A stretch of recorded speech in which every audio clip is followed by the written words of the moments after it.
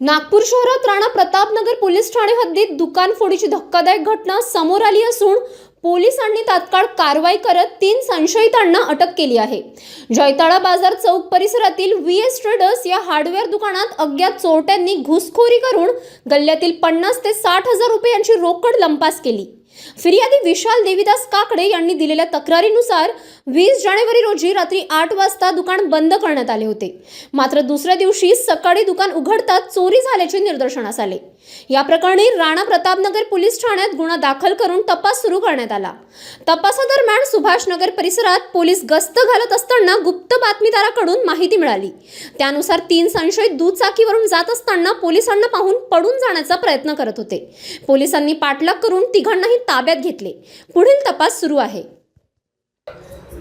Police station Rana Pratap Nagar हद्दीत दिनांक 22 तारखेला एक दुकानाचे शटर तोडून घरफोडी झालेली होती।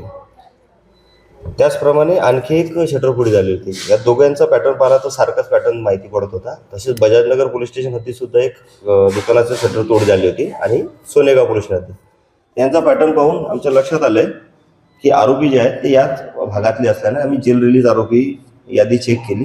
त्यात आम्हाला एक संशयित आरोपी मिळून आला। गोपनीय माहिती काढली असता त्याची एक 3 जणांची टोळी चोरी करत असते, घरफोडी करत असल्याचे आम्हाला माहिती पडली।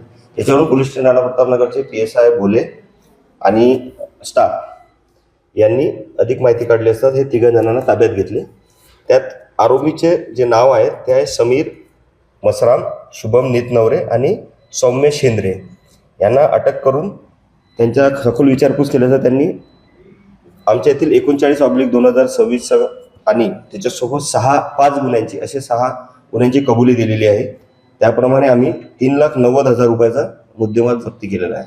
त्यात एक स्प्लेंडर गाडी गुन्हा करण्यासाठी वापरलेले व 21,500 रुपये रोख आणि विविध कंपनीचे मोबाईल्स आम्ही जप्ती केलेले आहेत।